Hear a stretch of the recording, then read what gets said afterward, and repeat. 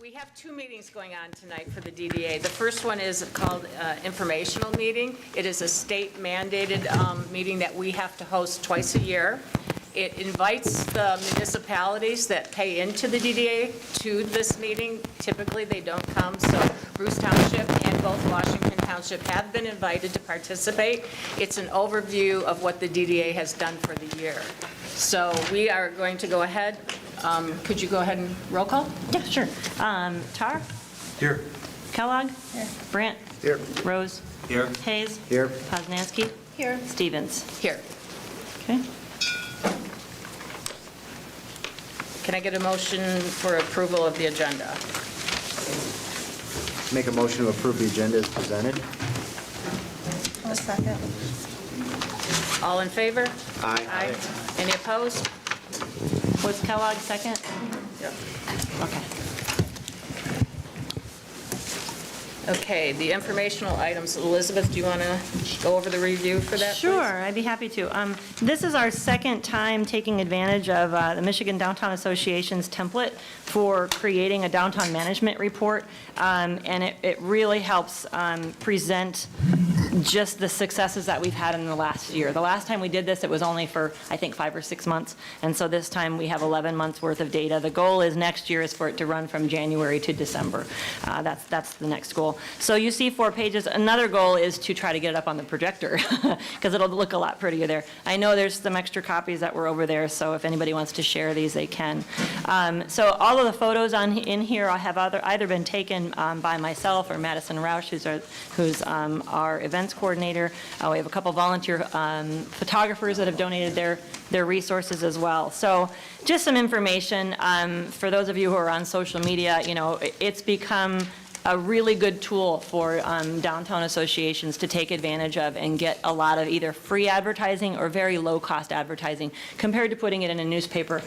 Television, if people do that still. Well, of course they do, because the Nike swoosh is all over TV, right? And so on. So you can see there, you know, our various reaches are there, and they just keep climbing. If anybody's followed our Facebook page within the last hour, we might have just hit over 7,900, so that's exciting.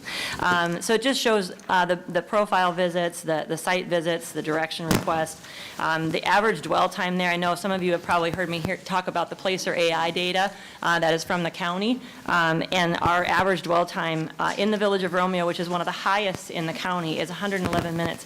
What that means is each person who comes into the village, they're staying almost 2 hours.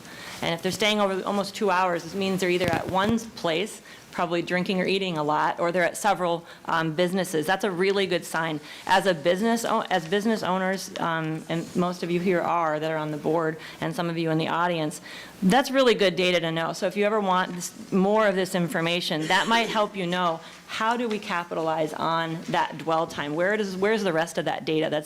And the county has been very generous with this information. They want to share more. We have added 3 new businesses to the downtown, so very excited about that. The yearly volunteer hours are in the regular board packet in full detail, and we're actually close to 1,000 at this point. That does not include outside work that we could not collect the data on. And we've also, I believe, but I'm not positive, I believe this is one of the first times the DDA has had such an extensive reach of trying to get outside donations, and we've gotten over $20,000 in outside donations that added to our budget. And then you see some more social media data on the next one. The third page shows some projects and behind the scenes, never before events that have happened in 2022, which was Romeo Winterfest, the Arbor Day celebration in downtown, Vintage Fest, Screech Fest, and the Chalk the Walk. We've had that many times before, so that was fun to partner with that with Arbor Day. New this year also is event planning committees. That's been happening every Thursday at 10. And just a few weeks ago, we had our first evening event planning committee meeting, and we had 16 people in attendance, which was really helpful. We had probably about 5 people who said, I can't make it tonight, but I can't wait for the next one. And the next one is this Thursday at 7 p.m. And right below there shows the schedule of events calendar draft that is put before this board for approval. This year also, we had a whole new website and branding campaign that started and was completed, I think it was April timeframe, does that sound right, when that was released? And our website calendar correlates directly with Facebook event posts, so they get tied together. So any business that decides to add Downtown Romeo as their co-host, it's just Facebook's terms, it's not ours, but they automatically get loaded to the calendar. So we have a lot of events going on. And then last Thursday, we had the privilege of having Southeast Michigan Consortium, is that right? Council of Governments, so SEMCOG downtown, and Mark Hackle helped to promote that. So we'll have another video that is going to be a promotional video that'll come out also free of charge, that we get to do whatever we want. And we have also introduced 2 newsletters within the last month through MailChimp, one that's specific to the downtown businesses only, and then the other one that is to anybody who wants to sign up for the newsletter. So you get updates on all types of things. And last, as we said, we've done the calendar events, the downtown newsletter. We've been working on the administrative operating procedures. There's a lot of things that weren't happening before that we are doing. And then there's just some photos to kind of just show some of the other things we've done, the alley project, the fence panel painting, the Spruce It Up Sunday event, the lighting that went up downtown, the mural, the glass mural. It's been a busy year. So any questions? I have a question.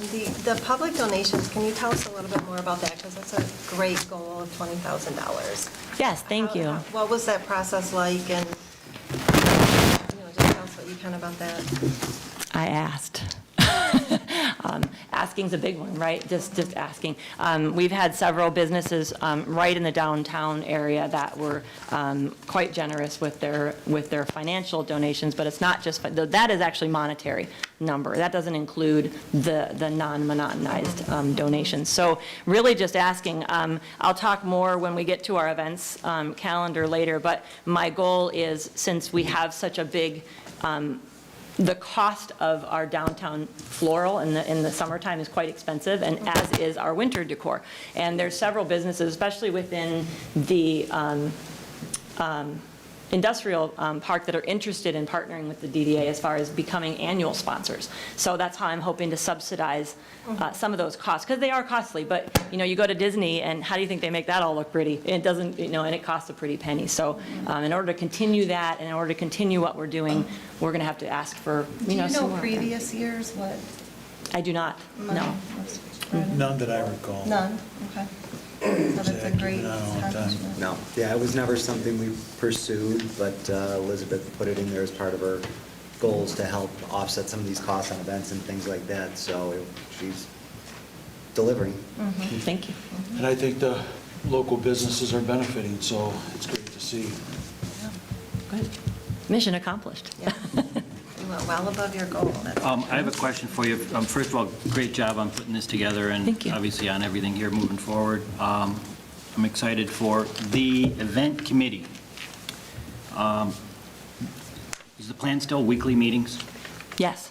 Continues weekly meetings? Yes. How often on these evening meetings? Right now, I think, Chris, you're in the audience. I think did we say every 3 weeks? I can't remember. Yeah, I mean, we have a couple big events coming up, especially, Winterfest is a huge event, so it's going to take more than that, and some of those might be off-site, and some subcommittees, especially like those who might be working on, say, all the kids' crafts. It doesn't have to be done at an office location. That could possibly be done at someone's home or whatnot. But yeah, the weekly meetings are really important. We have this continuity that takes an hour, and these women, and sometimes men, sometimes businesses, and mostly we have a few businesses that show up every week. I would like to, it would be remiss for me not to mention, this whole entire report was put together by Madison. So she's our events and administrative coordinator, and she just has done a phenomenal job with that. And if none of you are familiar with the Michigan Downtown Association, I encourage you to go online and look it up, and also go on Spotify.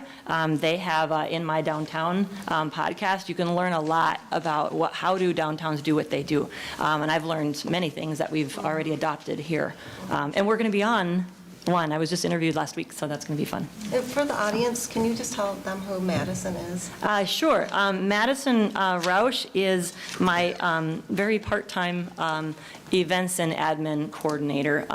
She came to us on the first event planning committee meeting last January, 45 days before we had our first Winterfest, and she said, my mom saw an ad saw a notice on Facebook and said you guys were going to plan events and I want to learn how to do them. I said, let's learn together. And so she did, and she became my lead volunteer for all the volunteers for that event on February 24th last year. I found out about a grant opportunity through the Four County Community Foundation, so they co-funded her internship. And then I convinced the board to let me hire her as a part-time employee if I committed to raising $20,000 in donations. So I got a staff member and you guys got your money, so.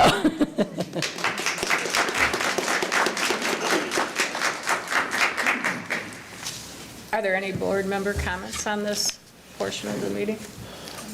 Great job. I'd just like to point out, in the master plan, one of the initiatives for long-term was to develop a marketing business recruitment retention plan, which included the digital footprint and advertising materials. And I think by launching that website and putting the newsletter out, you hit one of them. And what was the cost on that? 30,000, And what did we pay? 0. Yeah, well, we paid for the Well, website we a little paid for bit. the Yeah, it was a website, few yes. $1,000s, but yeah. And I've learned how to do Instagram, so I just learned some new things this last week from my daughter, so that's been fun, so. Okay, with that, can I get a motion to adjourn this? Do you have number portion? 5? Oh, public comment?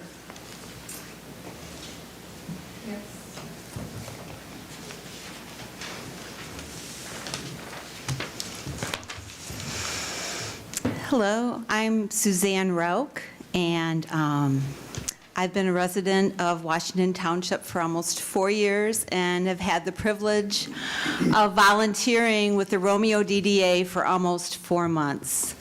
I am one of Elizabeth Miller's #1 fans, and looking around, I am not alone. Small town, big heart. Elizabeth Miller is honest, energetic, organized, personable, and encouraging. I have seen the mutual respect between her and her business owners, community leaders, volunteers, visitors, and residents. That energy and cooperative dynamic is a huge reason that there is a growing sense of community and vibrancy in downtown Romeo. Her passion for making downtown Romeo the best it can be is contagious. She listens. She has a gift of engaging people of all ages to become involved, to open their eyes to the possibilities, of showing them the value of investing their time and talents in downtown Romeo. I have seen and felt the positive change in Romeo. Arbor Day was a promise that there were people in Romeo who understood the importance of bringing community together. Vintage Fest was an arms wide open welcome to the community and beyond. It said, things are changing. We see the value in offering family fun activities. Come and be a part of what Romeo has to offer. I recently took a photo during downtown Romeo's trick-or-treating of my costumed granddaughters in front of Sarah Casper's bottle mural, Juliet's Potential, and explained its meaning. Sat at a picnic table in Marketplace Alley where volunteers from the high school showed us how to carve a pumpkin. And then we enjoyed a pizza from down the street, right there at the picnic table, in this beautifully transformed public space. Such an improvement over the redundant and, in my opinion, dangerous through alley where cars were once allowed to connect to Main Street. These beautiful changes have not happened by accident. Elizabeth sees the importance of cultivating relationships and understands that together we are stronger. Together we are better. Elizabeth is a treasure, she is a leader, she is a connector. And that big heart, if you look closely at its center, you'll find Elizabeth Miller. Thank you.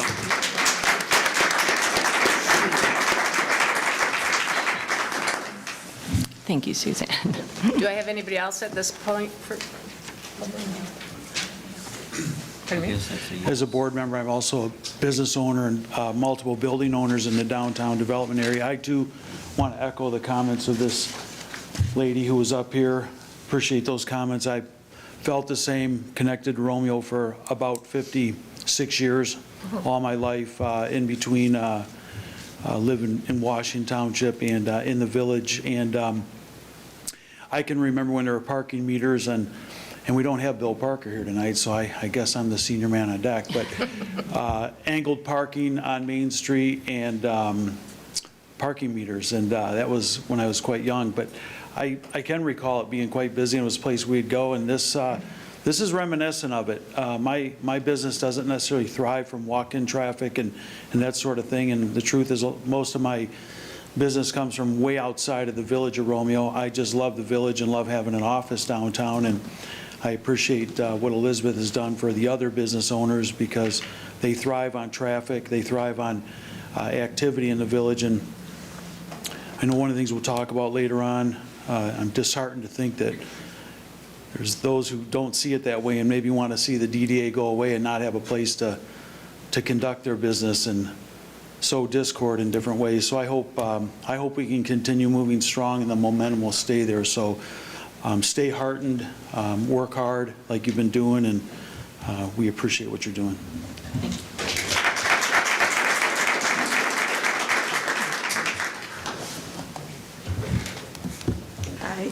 Hi, I'm Donna Sumnus. I have Old World Nouveau, and I'm also a resident.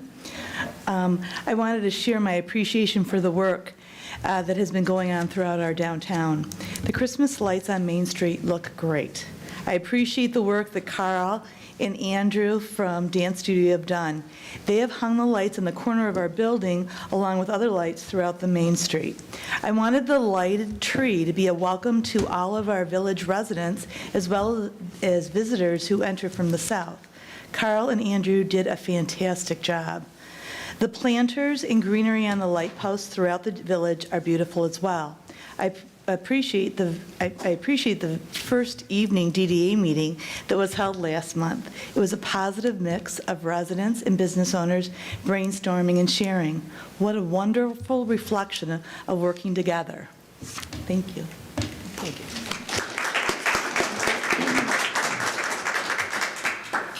Anybody else? There's more public comment in the next meeting, so. Uh-oh. Well, this is specific to the first part.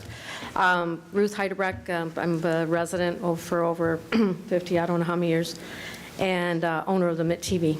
And we have worked with you from the very beginning, and I've never seen anything like it. I have so many people commenting and sending in to our inboxes, talking about how their friends are coming to their houses now for the weekends and wanting to stay overnight because there's so many things to do in our village. And this has happened in 6 months, a little more over 8 months. Okay, all right, I'll give you a year. Okay. And the amount of volunteers, I'm on the committees, I'm on the event committee, different boards.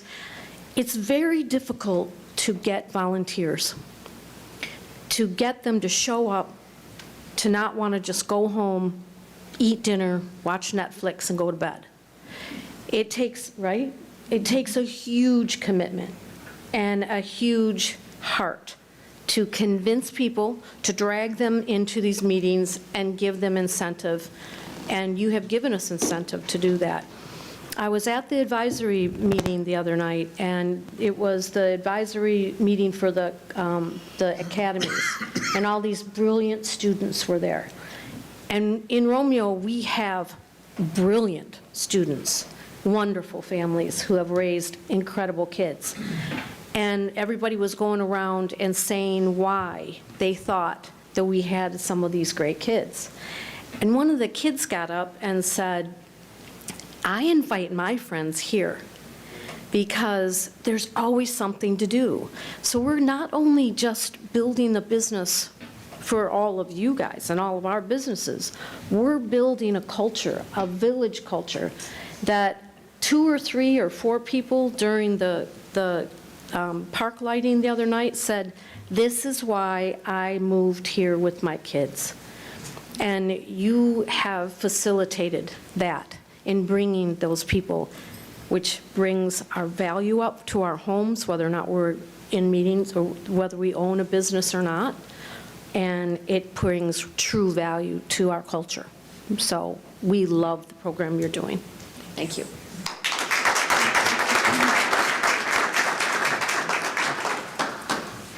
Okay. If I may, just briefly, because I'm not going to say it later, most likely, but thank you. I had no idea anybody was going to be saying any of that, and it is very kind, but none of that honestly would be possible if they didn't allow me to do this. I have to have the support of a supportive board. So it is really, without them giving me a long leash and me taking it a little further at times, and I have to be yanked back and reminded of that occasionally. John, thank you.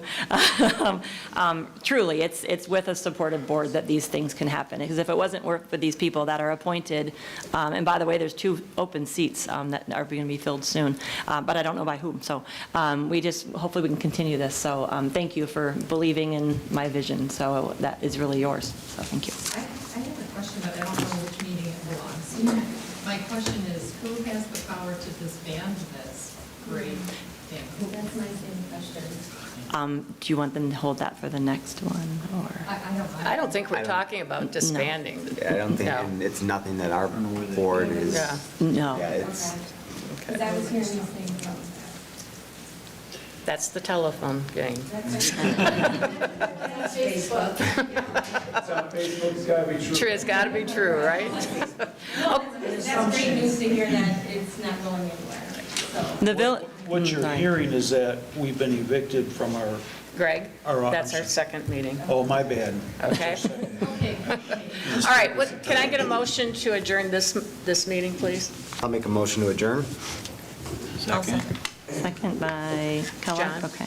All in favor? Aye. Any opposed? Okay. All right, give me a second to switch papers here.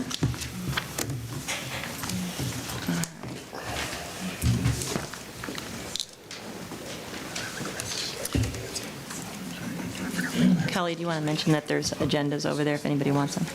There were 2 sets of agendas, so if you picked up only one, this one is the regular meeting for the DDA that we're going to now. They're gone. Oh, they're gone? Oh. Well, look at your neighbors. Are you I'm ready. Yeah, I'm ready. Okay. Elizabeth, could you do a roll call? Sure. Tar? Here. Kellogg? Here. Brandt? Here. Rose? Here. Hayes? Here. Poznanski? Here. Stevens? Here. Could everybody stand and join me in the Pledge of Allegiance? I pledge allegiance to the flag of the United States of America and to the republic for which it stands, one nation, under God, indivisible, with liberty and justice for all.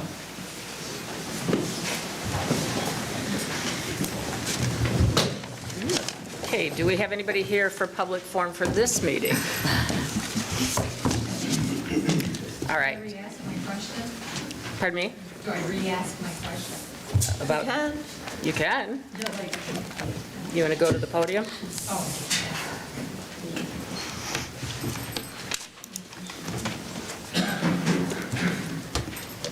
So my question is, I don't know what the structure is of the DDA and how it is that it exists and continues, and how it is that it may be dismantled, and like if this is something that we vote on every year or something, because if we do, I'm in, where do I go, what do I do?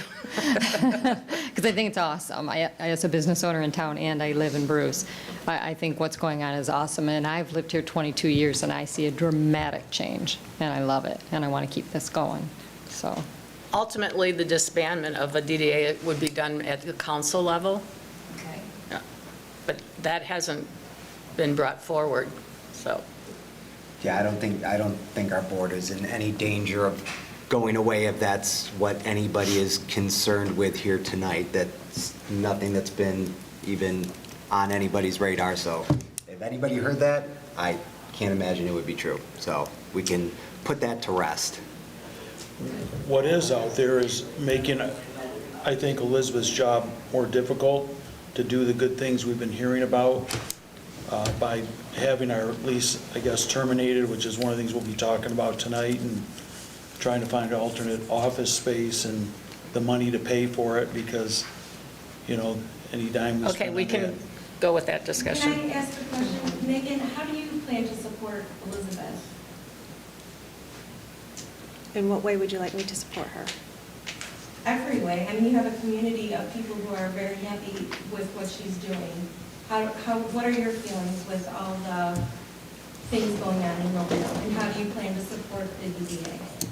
Do you want to have this now, Kelly, or do you want to wait till, what would you prefer?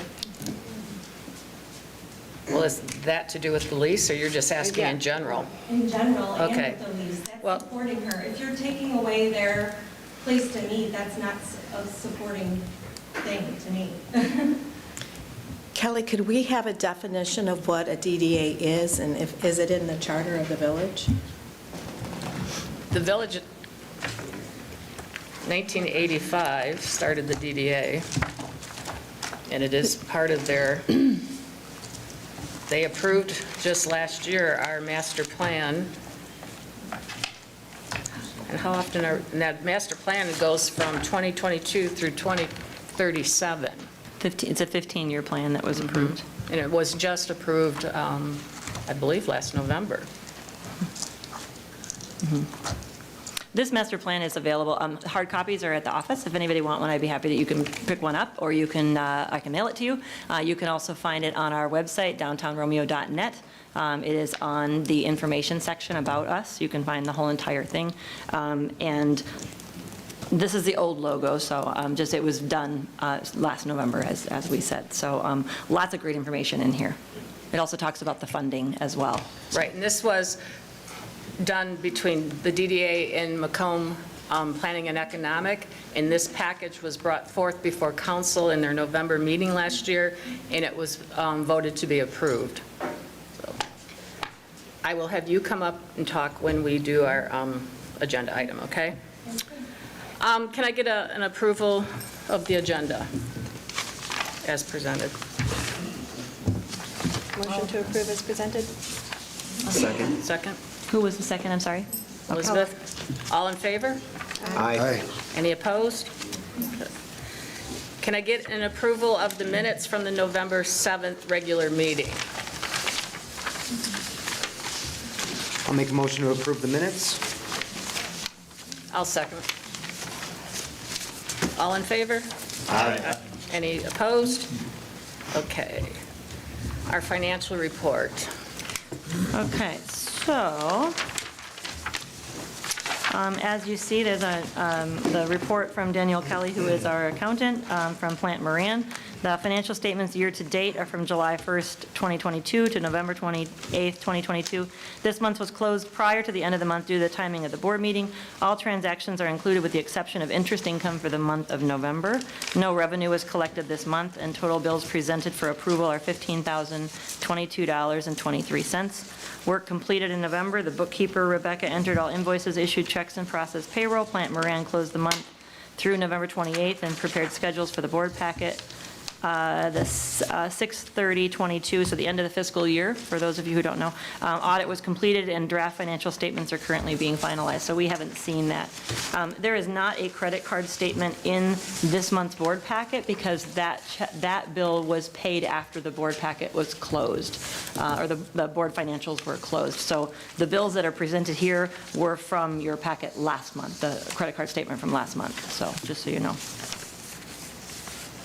Are there any questions about the financials? I have a question regarding statement of activity, telephone service. We're handling that differently this year than last year, if I'm not mistaken. Is that correct? I'm sorry, John, tell me what page you're Phone on. service, what is it, page 4, statement of activity, the first page of statement of activity. All right, give me a second. Under office expenses, 857, telephone service. And there actually is none. So where are we handling the telephone service? Is that on the She was credit getting a card? stipend. Yeah, I get a stipend every month for my cell phone. Okay, so that amount is covered, is that on your, is that It's credit card? covered under payroll. Yeah, I believe it's covered under payroll, so I would have to ask accounting if it's supposed to be there, if it should be moved to the phone service section, and that could be. Minor thing that can be addressed later, but I'd Yeah. love to see it separated out somewhere, somehow. You do want to see it separated out? Okay, that makes sense. You know, I'm comparing last year to this year, And we didn't spend any money on the and we didn't phone. spend any money on it, which obviously we have, so where's it coming from? Not- Okay, I'll make a note But of the that. setup, if you remember, during the hiring process was she would use Oh, her I get it, personal phone. I get it, I just, Yeah, no, you're right. It where should is be- it, where is it in here, is all I'm saying. So, Okay. and 720.010 office rent, where's that coming out of? Because that's also a zero? Yes, the village had not billed us Okay. for that, so that's been taken care of since this packet closed. What is that amount? Anybody know? It's $50 a It is month. 50? So $600 a year. The last 2 years, it was paid in one lump sum. Got it? Thank you. And that was, just for record, that was, that lease, which is in the board packet, was dated July 15th, 2019, in an effort to save, I believe, save the DDA money, and then also to join services, and so that's what we've been doing at Yeah. Village Hall. So that'll be paid at a later date, it just hasn't. It's been paid, correct. It's been paid. Any other discussion? Can I get a motion to approve the bill pay of $15,022.23? I'll make that motion. Second? I'm sorry, call, which was the second? Sometimes you two Elizabeth. sound alike, so, okay, sorry. Who, Kelly and I? Yeah, no, you and Megan sometimes sound alike. Roll call. Okay. Poznanski? Yes. Rose? Yes. Brandt? Yes. Hayes? Yes. Stevens? Yes. Kellogg? Yes. Tar? Yes. All right. Okay, DDA's executive report. Okay. I apologize for not having this in the board packet, as is my habit. Last Thursday was a little busy, so I just got that to you today. So this is and it's one page. I condensed it a little bit. Downtown Romeo in the news. So this is my December report. On Thursday the 1st, we hosted SEMCOG on a promotional video, their promotional video team. It was a lot of fun. We had many residents and business owners participate in the action shots and the B-roll coverage. We are grateful to Macomb County Executive Mark Hackle for participating. Romeo DDA will own and use and distribute it as we see fit.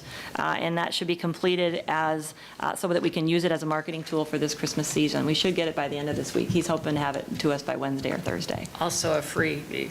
Yes, absolutely, at no cost. And that is part of SEMCOG's vision, is enriching downtowns. And the reason I became aware of that is Romeo Village resident Andrew Hale, he works for a municipality, and he sends me messages sometimes. Have you heard of this? Have you heard of that? He had just been to a SEMCOG meeting, and so I inquired, and before you know it, we had a production schedule. So let me see if I can do this off the top of my head.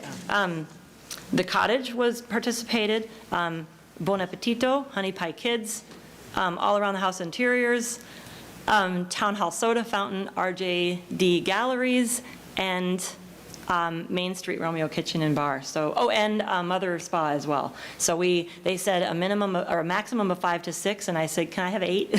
So we did 8. And they're going to do another one next spring, it'll be more close towards summer, when all of the flowers are up, and it'll look real beautiful downtown. So that's a pretty big deal for us to have that. Secondly, this was a surprise. Local resident Chris Troy, who is part of our evening events committee meeting, he's a fairly new resident right here in town. He created a holiday promotional video for us, and he is in videography, and he said, I'd love to do this on the side. We have uploaded the video to the front page of our website. That was done today by Madison. It can also be found on YouTube, Facebook, and Instagram.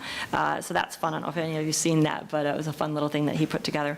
On December 1st, also, yeah, it was a very busy day. I was interviewed for the podcast In My Downtown, an MDA production. This This was part of a winter event-themed podcast where several Michigan DDA directors were interviewed and asked to speak about a winter event.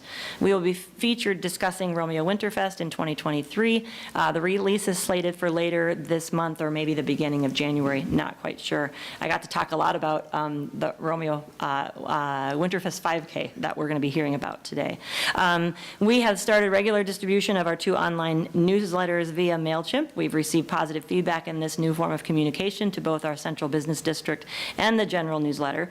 Details are provided in that we went over on the downtown management report. Community collaboration, DTE has added their 2 replacement electrical poles in the southeast quadrant parking areas and the private driveway adjacent to the dry cleaners.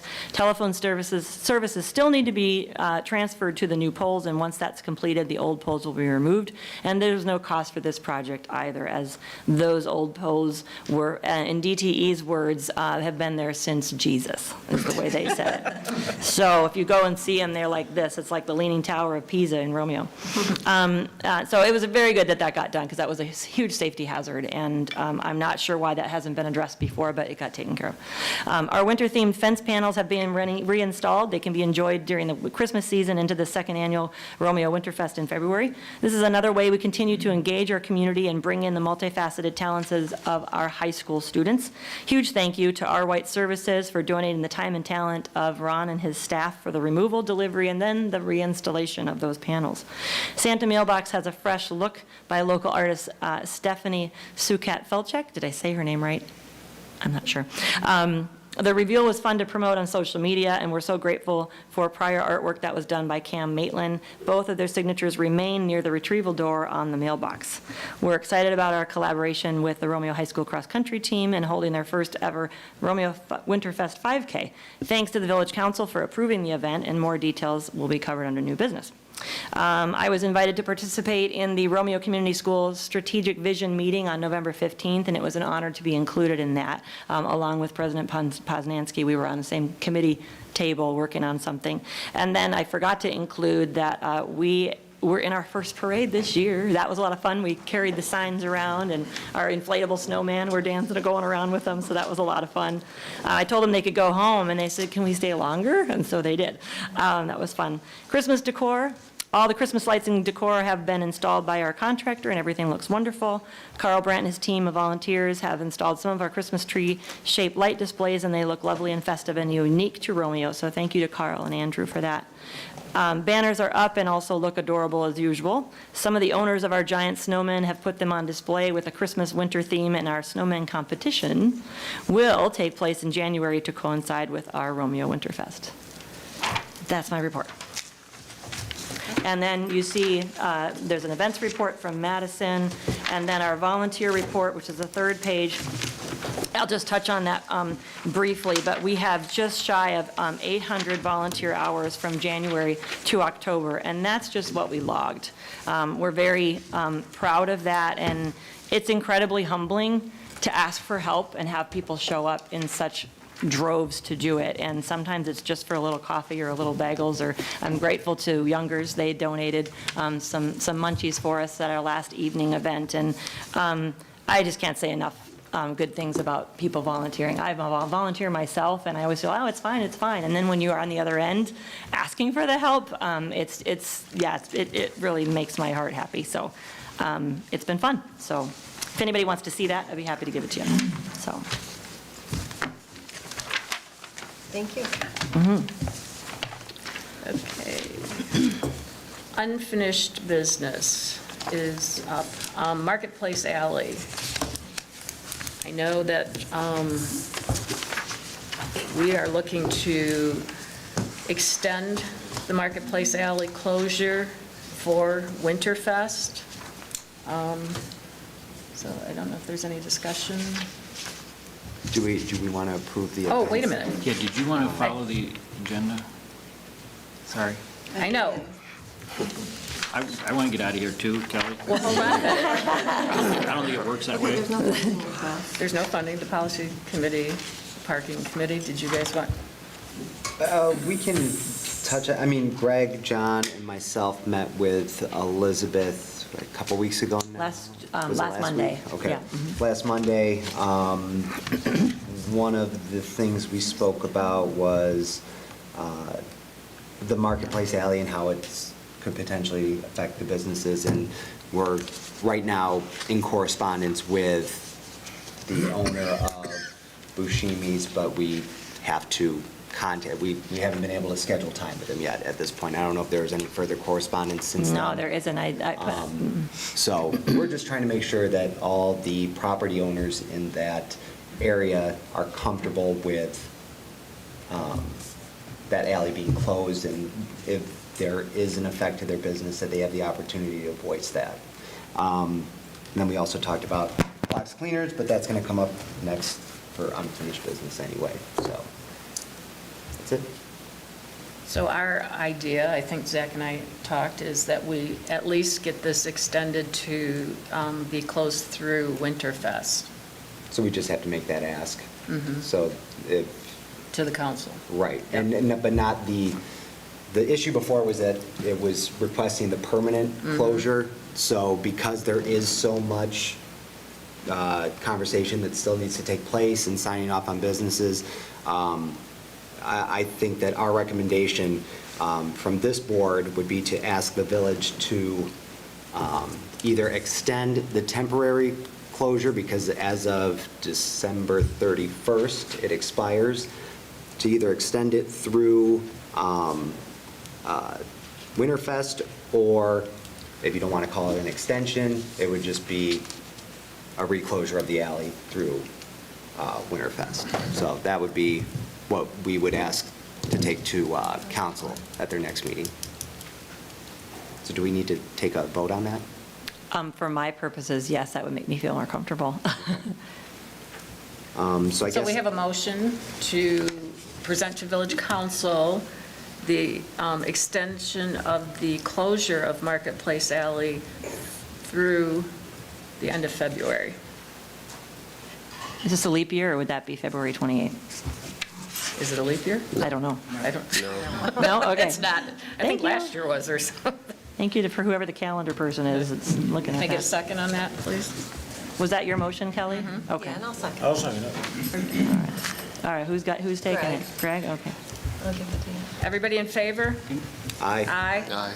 Anybody opposed? I'm going to hold my vote for council. So is that a refrain, is that a Abstain. abstain? Abstain. Okay. Maybe. All right, was there, okay, so was there anybody else who was a no? I'm sorry, I didn't speak. Can I get a question in? We want it for Winterfest. Do we have a need? What is the specific reason for that alley during Winterfest, I guess is the question. Or, That's a great question. I mean, we want to close for Winterfest for, Yeah, what was the use of the alley last year during Winterfest? Did we? We didn't have it closed last year. No, we didn't have it closed until the Were you going to put the approval was warming April. station use in it. there? Yeah, there's The warming station, there could be crafts, there can be all kinds of things. You know, we're talking about having food vendors. The sky's kind of the limit. I mean, Sure ice you- sculptures could be carved there. you sure you didn't have it closed? I'm positive. Where'd you put the burn barrels or? On the street. The alley, they were by your place, it was down by Honey Pie Kids, and it was also It was on the- over by Parker Alley, by where the mural is now. There's the three burn, there were only three burn, no, it was in front of there, you're right. We had it closed, but it was just for the day. You're right. You're Oh, right. it was just a day closure? It was just a day closure, right, for an event closure. Mhm. So is your vision, whoever's vision Winterfest is to same purpose? And more. Okay. Yeah, and more. I mean, there's ice carving, I mean, there's so many other things we can do, and that's, you know, my events committee is working on, you know, some more details of that, so, yeah. And ultimately, I mean, it's up to village council whether they, Right. you know, want to have that closed longer or not, but, you know, if anybody's seen those gorgeous fence panels, those kids did a phenomenal job with that. It'd be great to show that off a little longer, but it's up to them. Okay. The Locks Cleaners parking lot for winter 20. May I ask clarity on that? So, John, were you a yes or a no? Where were you at? No.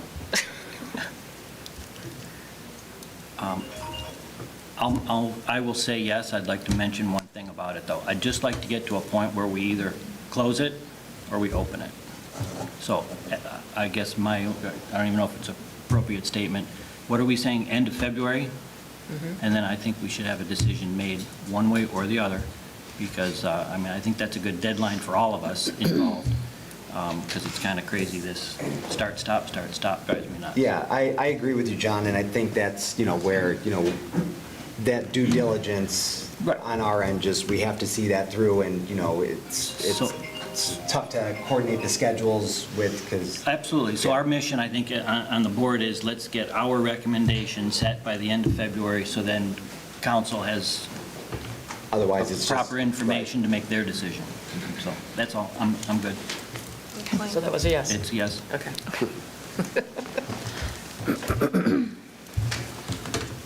Okay, the Locks Cleaner parking lot for winter 2022-23.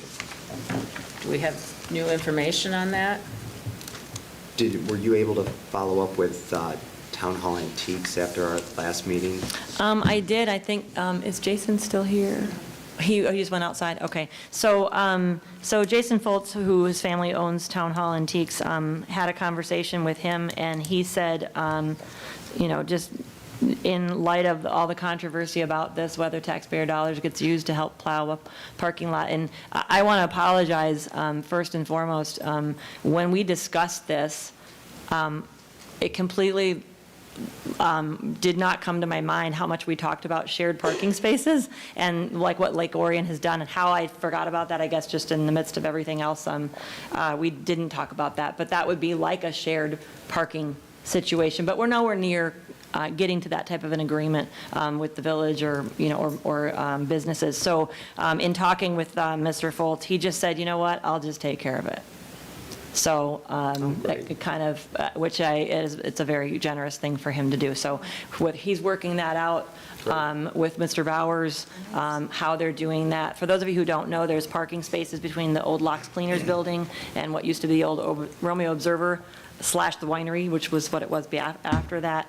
And all of those parking spaces are private property that the current owner allows people to use. So whether you agree whether he should do that or not, or plow it or not, he's under no obligation to plow it. There's no ordinance that makes him do that, to our understanding. Just the sidewalks, not the. Just the you sidewalks, only have to right. maintain the So instead of him sidewalks. roping it off and it becoming like a bumpy ice rink, Mr. Foltz has agreed to take care of plowing that and taking care of that, so, Thank you to them. yeah.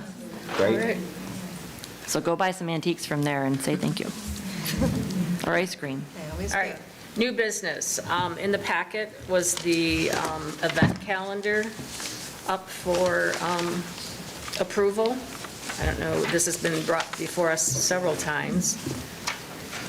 So this is still kind of tentative because there's some question marks and there's some events that just, they may or may not happen, or they're still in the conversation stages? Sure, so that's a good question. And Kelly and I were reviewing a little bit this earlier today. Really, the first question mark going down, just mainly under the actual event, not the notes. So I would just, the notes are more for internal purposes, obviously. The first one, the Mayfest one under Romeo Lions Club, that, I would not add that onto our annual calendar events because I have not been in communication with the foundation yet this year as far as if they want us involved at all. And if they don't, that's totally fine. So that would not be on the permanent events calendar. And then if you go down into June, on the 24th and June and July, both have question marks. You can eliminate those because those have been solidified. Vintage Fest can happen on the same day as the Garden Walk. The Garden Club is happy with that. The Pet Parade is still a question mark. I know Elizabeth Kellogg can't lead that, but at our last evening events committee, our first one actually, there was a lot of interest of somebody maybe taking that up. So I'd like to at least keep it as a placeholder. Sorry, moving back into, let's go back up to June. I would like to see us do an 8-week concert series in the park. Wednesdays, our events committee, they all did, Suzanne especially, because she's my musical volunteer extraordinary. She's amazing. And she looked at a lot of other communities and saw that Wednesdays, Thursdays are a really good day, but that's the same night as bike night. And that sort of conflicts with music, with big old bikes going by and roaring and making noise. So we thought Wednesday would be a good, but, yes, that is going to take some funds to do that.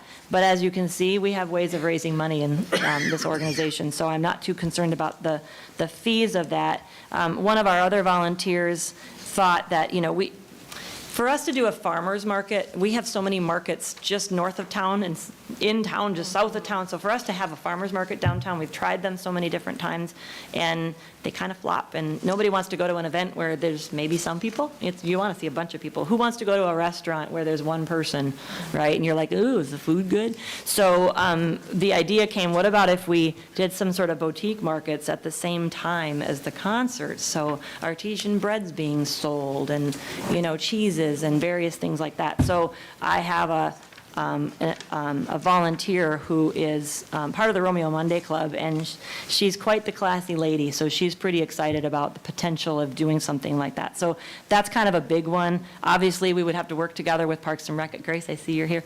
We work together with Parks and Rec to make sure nothing conflicts with that, but we have quite the repertoire of musicians from across the state that want to come and perform in Romeo. So that could be a really fun way to use our new gazebo/pavilion, whatever it's going to be. And yes, it will be done in time to do that. So is there any thoughts on that from the board? I know most of you have either been to an events committee meeting several times. It's been before this board before as a draft. I'm anxious to take the word draft off this. Thoughts on the summer concert series? Too much, too little? Don't like it? I think it would be a good addition. I love it, To, especially with the new park, and it'll be done by then.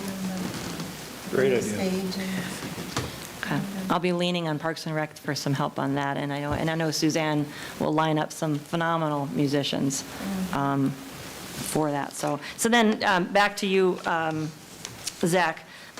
Of course, Peach Fest is just on, it's not our event, but it's a village event, right? So it's on the calendar. Downtown Day was a huge success last year with all of our buskers. And then, yes, we have the Screech Fest. I know there's been some concerns, and of course, we'll make sure to not to have anything associated. If that's what Tilson Street wants, we won't have any association whatsoever. That's possible or not. The Art and Wine Walk, that's the date that's been preserved, which is in Warlock. Trick-or-treating, of course. November, I've got a typo under Small Business Saturday. That should be a / not a 5, so 11/26. And the other thing that our events committee is working on is the idea of having weekends in December like we did Screech Fest, but call it possibly an old-fashioned Christmas in Romeo. Weekends in December. So that's going to be kind of, people wanted to do it this year, and I'm like, you guys, I'm exhausted. Let's wait till next year. So that's an idea. There's quite a few thoughts flowing around on that one, and I think we can make that a really successful thing for our businesses. But it can be in partnership, obviously, with Parks and Rec for our tree lighting, like other past years, the Historical Society, Christmas Home Tour. It's just a way to enhance our down. I mean, we've just got a killer downtown, and our community is just amazing. So that'd be a fun way. Also, with this events and banner calendar approval, the last thing that's on there, well, you'll see there's an Indian encampment reenactment. There's a local resident, she's fairly new, but she's a retired school teacher who is of Native American descent, and she is interested in bringing awareness to our community and connecting our roots from what the village was originally named was Indian Village, and she wants to do that event in its entirety by herself with her volunteers. So I have yet to communicate with her one-on-one on that, but I do know of her and her reputation, and that could be put in on the calendar wherever the events committee sees fit. And then, of course, there's ongoing events that each business or Starkweather or the Masonic Lodge, whoever, if they want to have us put them on our events calendar and our social media. The banner schedule at the bottom, I'm sorry, should I pause so you can ask questions? Okay. So thinking, we get the charge that we get from DPW varies depending on So I'm looking to hopefully have some sort of an MOU with the village to try to get our costs solidified. So one time it's not $300 for them to install the banners, and the next time it's $600 or $700. There's not a consistency there. So from a budget perspective, I like to see that. So we're looking to just do our Winterfest banners over the streets if possible, a few of our light pole banners.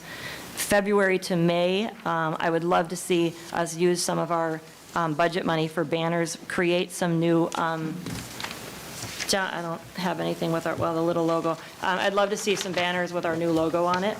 That can be used consistently, so we'll see if that, depending on what you think. Mid-May to August would be the American flag historic Romeo banners that were up. There was a lot of people who loved having those up for an extended period of time this summer. And then the Lions usually put their Peach Fest banners up, but they might extend that some this year, I believe, doing some more.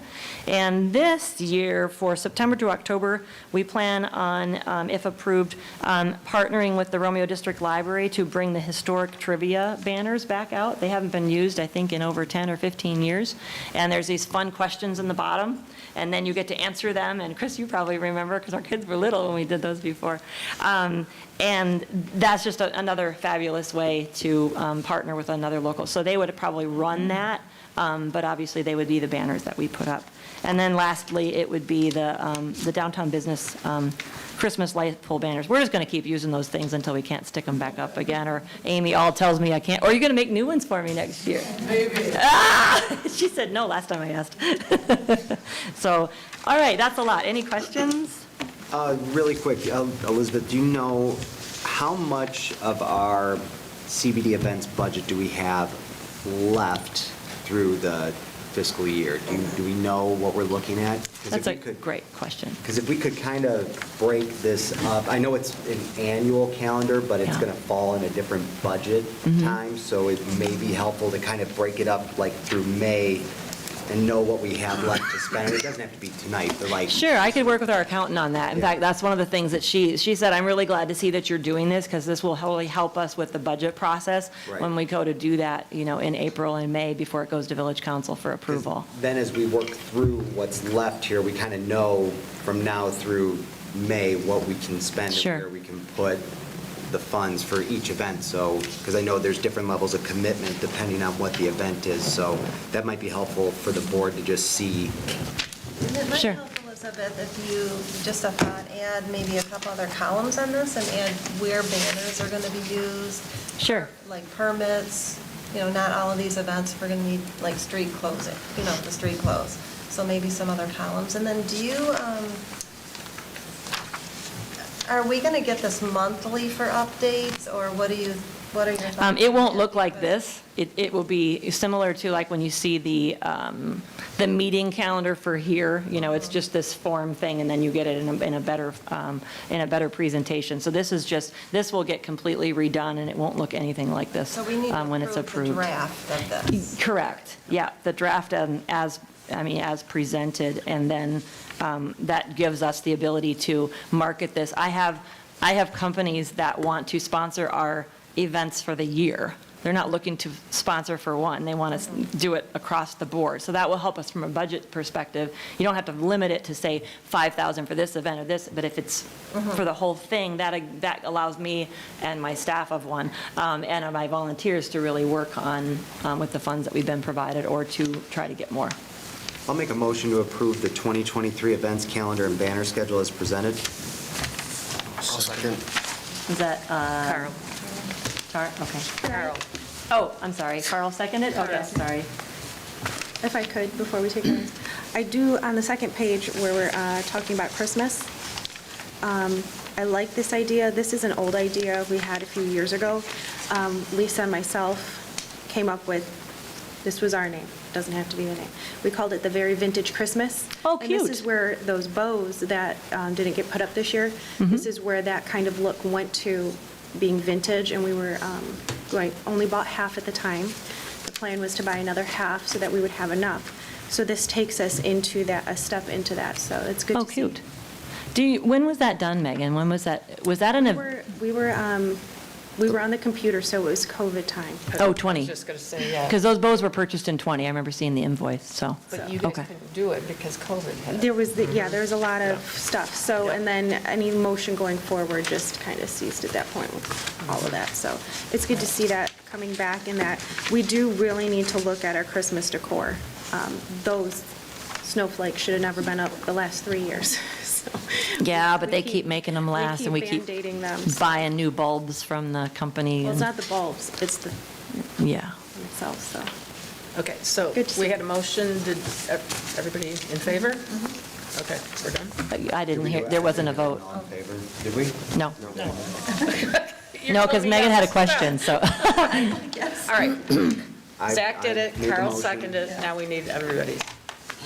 Everybody in favor? Aye. Anybody against? Okay. I want a round of applause for that one. I'm super excited about that, so. Do you know where those bows are? Pardon? Do you know where those bows are? Do I know where they are? You know where they are? Yeah. Yes, I loaned them to Ruth Heidelbright to use on the trolley. Yeah. We cleaned them up and put them in, they were in big black bags, and we cleaned them up and we decorated the trolley that carried Santa, Mrs. Santa, to the park. But I think they're back, they're going to So get you to the still have them, or, DPW? where are I'm they? sorry? They're going to end up at the DPW, or that's where they were? Right, correct. That's where they were. So DBW, how many are there? I'd have to look at the invoice. There were 50, weren't there? Did you? I don't recall the amount. Yeah, there were 50 of them, Okay. yeah. And I have a question about Arbor Day. Is it on the list of? Yes, Yes, it's in April. It's on there, yep, I just kind of skimmed over it. We weren't talking about every single one of them, but yeah. Pretty fast. Yeah, there was no change to that one, And we so. also would like to add the dedication of the park event too. So I know we've got a lot of things going on, but we'll try to. We can talk about that in committee, I think, so, perfect. To answer your question, as far as I know, they'll be returned to the show, take it back to the people. Great, or I'll meet you out there. That'd be great, thank you. Yeah, and just for clarity, for those who don't know, the MIT TV has a business in the Central Business District. Other items that are owned by the DDA have been loaned to other businesses within the Central Business District. The lights in the shape of Christmas trees, all of those lights, except for a couple, right, Carl, are owned by the DDA. Those are DDA-funded lights that are up on those buildings, save a couple of them, I believe they bought on their own, but, yeah, so that's not, We didn't use those for the event, we used those for Right. Parks and Rec. right. Okay. Romeo Winterfest 5K presentation by Mike Buslip. So I welcome Mike Buslip to the podium. Mike is, he was two of my kids, their cross-country and track coach. And I had the privilege, along with Christine Melzon and, let's see, Catherine Trapp, our clerk, and one of our police officers to attend Career Day. And he was going by, I'm like, Mike, what do you think about a 5K for Winterfest? He's like, great idea. And here he is. So I'd love for you to present, even though we have the preliminary approved by Village Council, kind of present to the board and the public what we're going to do with it. Absolutely, and it's kind of cool that you guys have this, and I actually know a lot of the board members and worked with many of you, so it's awesome to see you guys. So, so when I was approached by this, I always like doing things, in the community. And one of the big things that I've done in the past is, we try to find fundraisers and stuff of that nature for the cross-country team. So I'm a teacher at Romeo Community School, special education teacher in the building, and then I am also a cross-country coach. And when we try to do things within the cross-country team, we try to do things that are relevant, and part of our sport is, it's one of those things where it can join people together, and it's a good, healthy thing to do, and it's something that can be not only, done amongst our sport, but just the community as well. So we've done 5K races in the past, but we've really never been able to utilize the community per se. We did one in the past where we put on for Autism Awareness Month, and it was down the path and stuff, but the thing that we kind of ran into the issue with doing it down the path and stuff is we did it in April. We thought it was a good weather day. There ended up being a huge ice storm that day, and we ended up having to postpone and kind of rearrange things. And thankfully, the community was really, really on board with it, and didn't get any complaints or anything like that. But it was difficult to kind of do it from that standpoint. And one of the things a lot of communities do when it comes to like 5K races and just putting on events in general, it usually ties into something that's community oriented because it brings more people from the outside in. Businesses usually benefit from that. And then another thing too is they actually use their downtown areas. I know Plymouth does it, Lake Orion does it. So we actually have the Peach Fest. But even the Peach Fest, I mean, they use our beautiful dirt roads, but they actually never use our downtown section, which is also absolutely amazing. So yeah, if we can accomplish something like this, I think it benefits the community as a whole. And then also it becomes a decent fundraiser for the cross-country team, who obviously is going to play a huge role in this. And they're a very, very hard-working group too. And so it's a good chance for them to be spotlighted too as well. So I look forward to working with this and trying to make it a cool event. My whole thing is I usually start small and look at what's manageable and then kind of chip away at it and try to make things bigger that are warranted. So, and I'm looking forward to it. So if you guys obviously have any questions or concerns, I'm very, very open-ended when it comes to things and stuff, and I receive that stuff well, so you're definitely not offending me if there's questions or concerns about this, and I think it's going to be a cool thing. I really do. It's great. Yeah, it's awesome. If you could stay there. Yeah, absolutely. So I couldn't figure out how to print this map better than I did, because Madison wasn't in the afternoon I was doing this. But it's there. So we've done the preliminary map. We met with police chief, and they worked together, and well, that won't work, but this will. And so it was great to see the two of them collaborating on that. And Mike is going to be, his team is actually going to be working that day, in addition, volunteering in other ways for Winterfest, which is great. So they'll be helping with crosswalk stuff and whatnot. And I believe we're talking about putting the start-finish line right in front of your shop, John, so right there on North Main Street. And that'll be the start-finish line. As far as I know, runners like coffee, so. We will have porta-johns. That will be really important.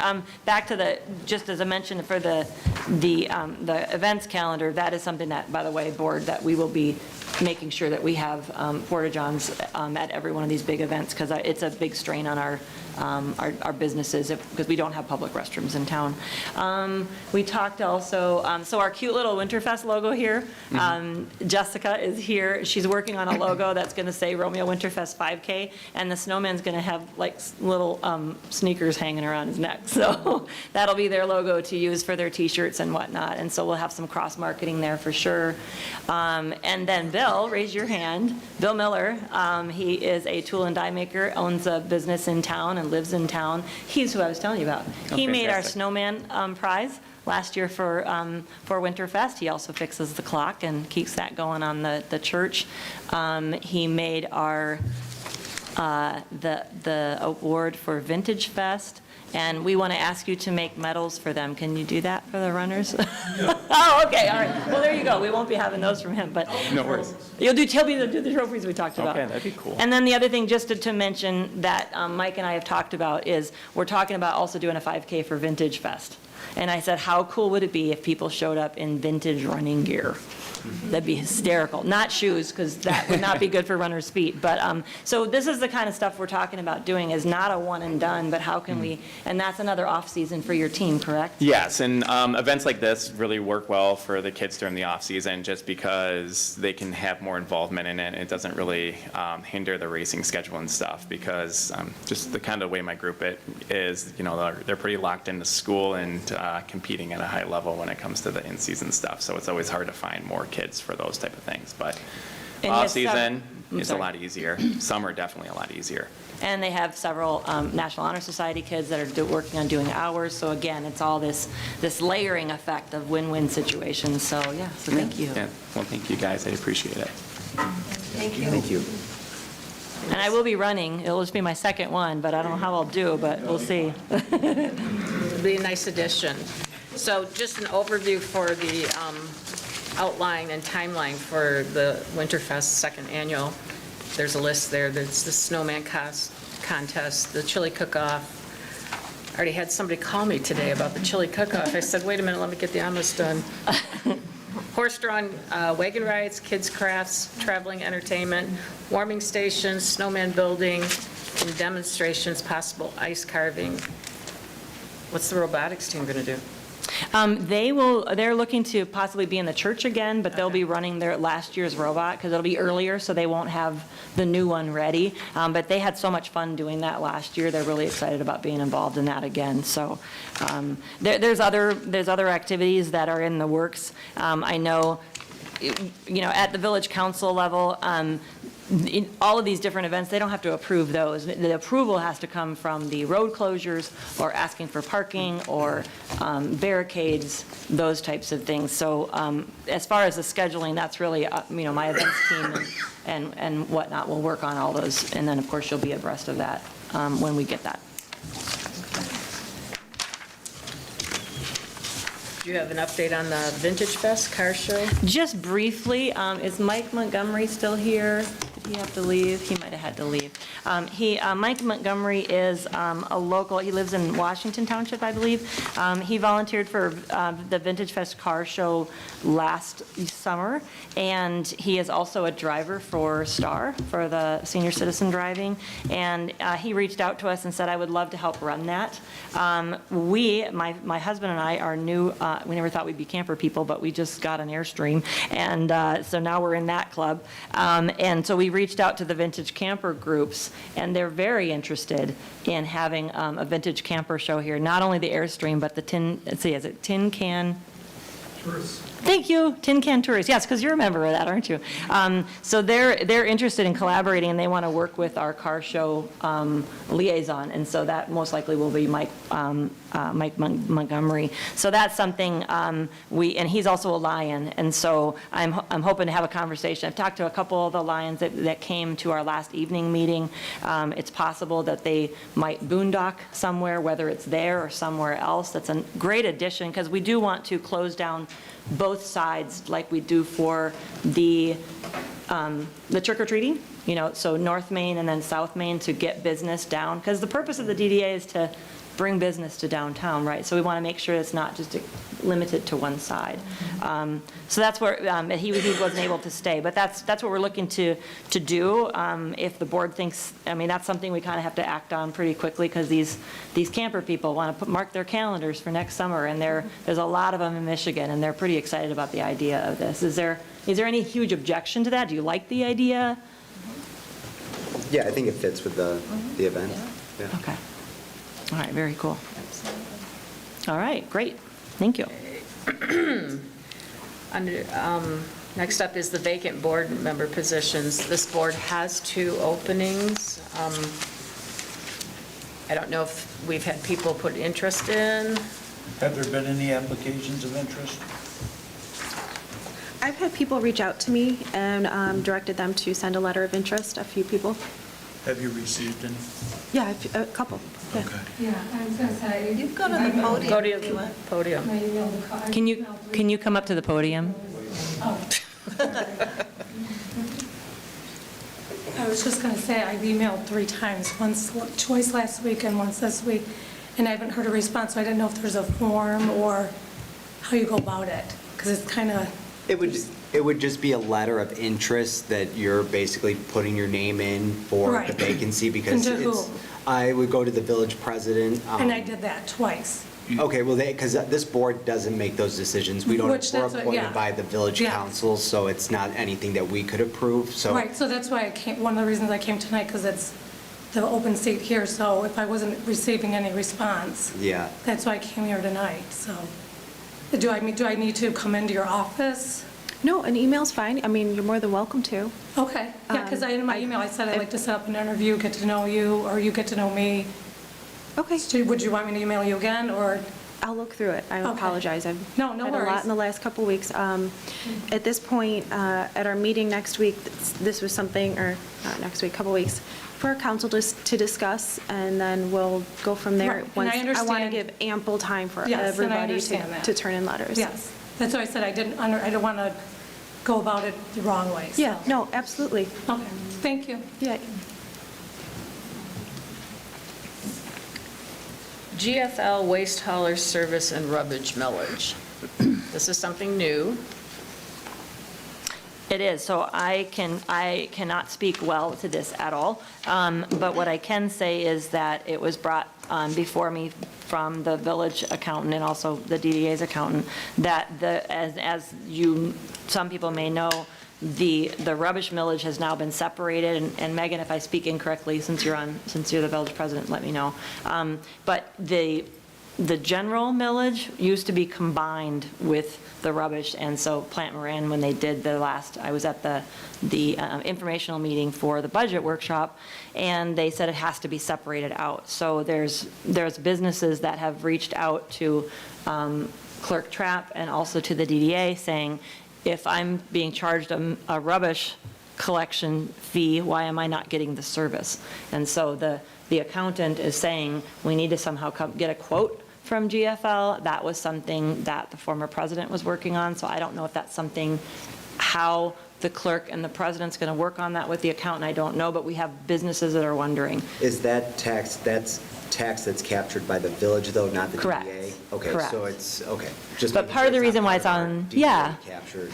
Part of the reason why it's on the DDA agenda is because one of the things that's on your guys' goal is for us to clean up the alleys. Behind 3 of the quadrants, there's dumpsters that are of different colors, different sizes, there's grease traps, they're kind of all cattywampus everywhere, and so if this is something we can facilitate, and not take control of it, because it's not our job to do that, but I'm willing to be a liaison between some of the businesses, but I just don't know what the direction the village wants to take. Would part of that be like dumpster corrals on our end, like building, like similar to what's behind the Office Pub and Youngers? Is that what we're talking about, or like just strictly trash pickup? I think it's just strictly, that's a good question, I guess I don't know. Megan, do you have any thoughts on that? No, this is the first I'm hearing about it. If Clerk Trapp has had emails, or yourself, I have yet to be informed of any of this, so. Okay. I don't know. But the millage and the coming up with a way, because GFL, who's the current contractor, can do a quote for what that might cost, because they've already done the research, or the accountant already has they just have to do the work of it. The So village this would was be a to do new the work. millage that's been broken out of the general fund. Not new, but just separated. Well, right. separated out of the Like general. separating cream from milk, basically. So they're paying for the trash pickup, but they're not getting the trash pickup. Correct. Okay. Yeah, I said that a million times at these meetings. I told Christine, Mhm. businesses are all paying for it. But we pay for our own trash. Well, it sounds like it was only broke out in the last, Well, but it's the same tax money. Right. Yeah. right. What is the quote you're referring to, that they can make a quote for what?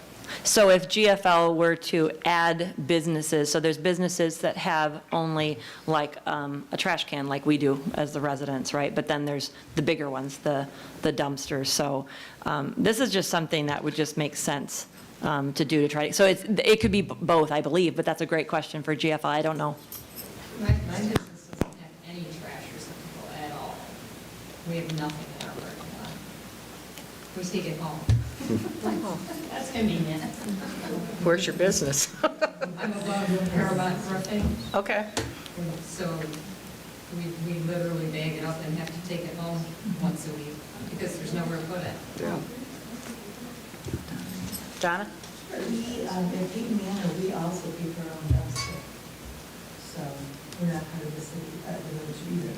I don't even have, I don't have a parking spot you can put a dumpster into. We park in municipal lots, so I think we're kind of stuck. I don't know what we're supposed to do. Well, I think this sounds more like something for the president. It says you park in a municipal lot and you have no trash can. You take it home. Is that what it says? It doesn't even talk about it. It was a huge surprise. So I don't know if everybody in my alley has that same problem. So Carl, you've brought this up before. You guys pay for trash pickup out of your taxes. Yep. And you pay for a dumpster. No, we don't have a dumpster. We made our own corral behind our business that we just put our bags in, and we pay for waste management to come in, or GFL, to come in. They just open it, take our garbage, but we have to On pay. top of what you pay on the tax? Yeah, everybody does. that's a business. Yeah. Potential can of worms, because it would roll out into the industrial district also, because they pay Right. the same tax. But it should be configured, some way differently. If we are collecting that tax and not really giving them the service, then that should probably be looked at. Yeah, I mean, at the very least, due diligence on the DDA's end, just to know what that's costing. If the businesses are paying into it, it would be nice for us to Pardon know me? how much that is and if there's a solution. Not that we can necessarily take any action on it, but Well, it's kind of like the it's polls, knowing the. It's double dipping though. Right. Yeah. Right. So is that the quote we're referring to, Zach? If I'm understanding what you're saying, it makes sense. What portion of the village rubbish pickup are the local businesses paying for? Well, you'd have to have the Plant Moran break it out and come up with a figure.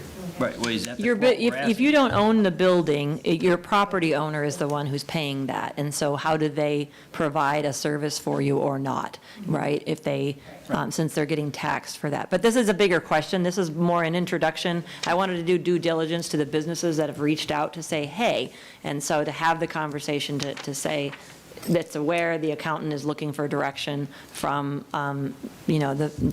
the village people, that's not the right way to say it, but the village administration, as far as, moving forward with that. Because if the tax is collected, it's got to be spent for that item, is how I understand it. So from attending that budget workshop, so. Okay. Did you? Nope. All right, insurance renewals. We have our directors and officers insurance renewal, and then the liability and property renewal. The bill in there for the, what is this one? The directors and officers is issued by Maris Brown Insurance for 1 year. The directors and officers is $12.75. Is that up from last year, or is it the same? That's actually the same price as last year, right?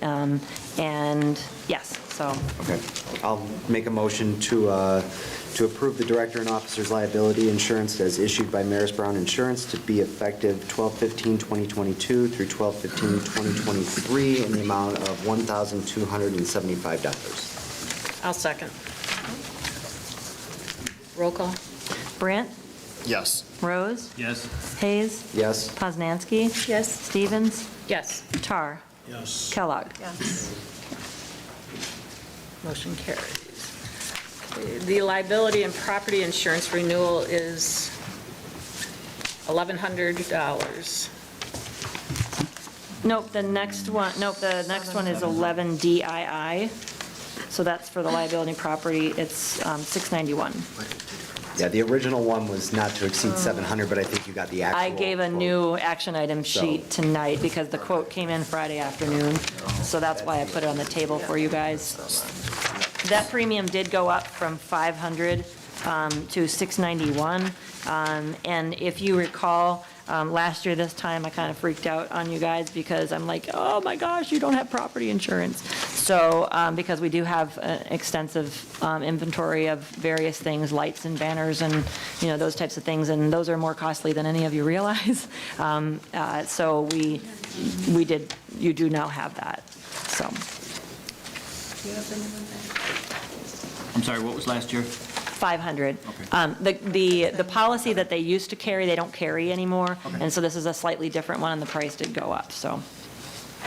Okay. And this is the company that you guys have been using for quite some time, so. I'll make a motion to approve the liability and property insurance renewal with Maris Brown Insurance in the amount of $691 for the period of January 5, 23 through January 5, 24. I'll second it.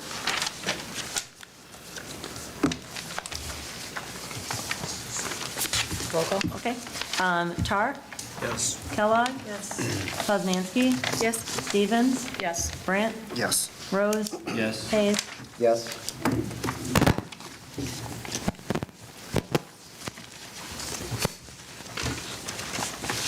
Next up is the DDA office lease agreement.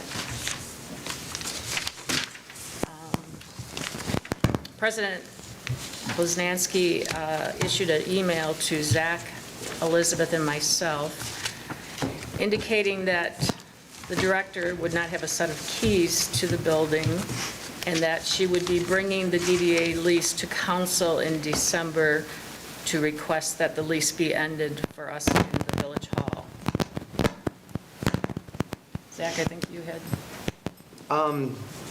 Yeah, I mean, some of us have talked about this more in depth than others, and I guess I'll take the blame for the email itself, because I sat down with Megan and Elizabeth earlier in the week, and, we discussed, that Elizabeth was not going to be given a key, and, from the DDA board's perspective, our employee needs a place to work, and we previously had access to the building before the locks were changed, and that's kind of when we were told that, no, we wouldn't be receiving a key. Megan was going to be speaking with the village attorney about it, and I said, well, Megan, we need to know what's going on, so once you've had your correspondence with the village attorney, I would ask that you email Kelly, Elizabeth, and myself and let us know what's going on so we can make the appropriate decision. We can probably sit here as a board and ask Megan why. I don't know if that's necessarily going to get us anywhere. My thought is, I mean, I want to know why. yeah, hold on. But, I've been on the board for 8 years, and, we've moved offices from the Fear Not building to the Chamber building, and a few years ago, we moved into the village office, and it's a lot of work moving offices, and there's a lack of consistency there, so I think, my position was for the board to be successful, it would be good to stay in that building, and, it's not our decision to make, it's a landlord-tenant issue, I guess, at this point, but it is going to be given to village council to vote on, but my ask would be to table it until we get through the holidays, until we get past one of our biggest events of the year in Winterfest, and at that point, maybe have a different conversation if the lease needs to be changed, if the use needs to be re-examined, if we need to pay more for the space that we're using, to kind of have a collaborative conversation about it at that point. That's my position as a board member, so. So who is the landlord that is telling us we can't use the building? The Village of Romeo. Okay, is that space a pre? Who are you? My name is R.J. Costa. I live at 400 Main Street in Romeo, Michigan. I'm sorry? I'm a resident of Romeo. Oh, Yeah, 400 Main Street. okay, I'm sorry, Okay, thank you. Sorry, John. Sure. So have they signed a lease with somebody else for that space? Have they? Do you know if there's been a lease signed for anybody else? Yes, our president. Well, Okay. Well, no, we're still under contract with the lease, so I We have can't a imagine that month-to-month a lease. lease would have Okay. been signed with somebody else, but it is a month-to-month lease. And both parties have the right, per the lease, to terminate that lease at any time with 30 days' notice, written notice. Do you believe there is this is a, well, let me ask, so why has the lease been terminated? Do you know if it's month to month? So at this time, I haven't even discussed this with my board, so I don't want to, not going to be going into depth here for my board then to just find out later. I was asked by Zach and Elizabeth to communicate more. So this was my way of actually giving more than the 30 days notice, that it's even just going to be talked about, because it might not happen if the board doesn't say so. So this is where I thought I was being more than generous to say, hey, just so you know, this is going to be talked about, so that we could speak about it at this meeting, and then even if it's handed to you the day after our meeting, it still has 30 days after that, which gives you the end of January. So it's giving more than ample notice that both parties have agreed to at this 30-day to cancel at any time for either party for any reason. Right. No reason need to be given. Right, so, So there's no reason? Not at this time. I'm going to discuss it with my board at our meeting in a couple weeks. Reason, though, to kick somebody out of an office, did something happen? Sometimes what benefits one party doesn't necessarily always benefit the other party. And so you end. For the Village of Romeo in a Village of Romeo building, Right, right? Okay, and you just changed the lock? right. Okay. so the locks have already been changed? That's correct. I thought you said that to be a board decision. No, sir, as the president, I'm in charge of all of the buildings of the Village of Romeo. And do you work for the board or the community? Both. It really seems like you just work for the board, and that's all that matters. So you don't have a key to the building where you have an office right now? I do not have a key to the building, and I've been told not to use the upstairs exit. And I tend to work longer than the rest of the staff. The staff, they're done at 4:30. So I scramble to get done by 4:30 so somebody can let me out because I've been told I can't be in the building alone. So we have There's a- been no issues. So we still have a month-to-month lease, but we don't have a key? Correct. That is correct. And there's never been an issue since July 15th, 2019, when it was issued to the former director. So if the board decided that she can have a key to the building? At this time, I've made that decision. But you just said that it had to be under board approval to renew the lease, but you've made a decision that she can't use the I office. have not made a decision regarding the lease. I would have full authority to do that, though, which I am not. I'm choosing to take the lease to the council. So you're part of this board and you're trying to put a barrier of success to this board? That makes no sense to me. We've all just sat here and heard how successful Elizabeth is. Mm-hmm. Nobody said at So- any point that this building made Elizabeth successful. I believe wholeheartedly Elizabeth is going to do what she does in any place she's at, in that building, in one down the street, it doesn't matter. How are you going to support her to keep her success? I full-heartedly support Elizabeth and always have. Are you willing This to give her a decision key? at the building has nothing to do But with you're telling Elizabeth. them They need that space, they don't want to move, like, you're making it harder, and you can't even give a reason why you're making it harder. It doesn't seem like you're supportive. What's the rent? There's no harm in renting a key. $50 rent. Well, that was my perspective as far, if the $50 amount isn't enough for the space that we're leasing out. So just for some background, the lease, when that was signed, that building was being used once a week when we had a part-time office staff. One person using the space when nobody else was there. So the use of that lease has somewhat changed in Elizabeth's time there, with having support staff, with more activity, with more meetings being held. So shame on us for not re-looking at that lease when the scope of that use changed. We should have been more on top of that to say, okay, things are happening, things are progressing. Can we get a 3-year lease? Can we maybe define our space a little bit more? We'll give you $300 a month if it helps with the way we're using it. If I may. Yeah, go ahead, Rick. I wholeheartedly disagree with that. We're the village, we're the DDA, we work together to make good things happen. I think what we're seeing here is a beginning of a demolition by neglect. No different whenever you want to get rid of anything, you just don't take care of it. Kind of rots and goes away, make it harder to get it done, throw obstacles, throw things in the way, and that's what I sense is happening here. I've been involved with the DDA for a handful of years, and we all know what success is going on here. It doesn't matter if we're paying $50 a month or $300 a month for that. This is about making this village a better place. We wanted, we have people who promoted transparency and getting the job done and letting people know what's going on. Respectfully, I just disagree with what my colleague, who I admire a lot, is saying. I think this is the beginning of a sabotage and a demolition by neglect. So I want to say that, and I say that respectfully.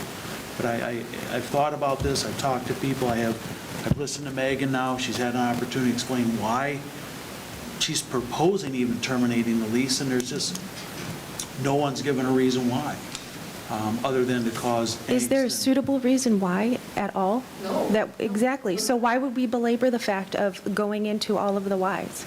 The why. We no, can no, break this lease at any There is a time. why that's needed, because we are one entity, we work together, and this is not a tail that wags a dog or dog that wags a tail. This is where we work together as one. I agree, Greg. We do work together. We do work hand in hand. But there's times where, like I said, sometimes what benefits one does not necessarily benefit the other or work for the other. So that's where we're at. There just It hasn't been an doesn't work. explanation of that yet. That's the issue.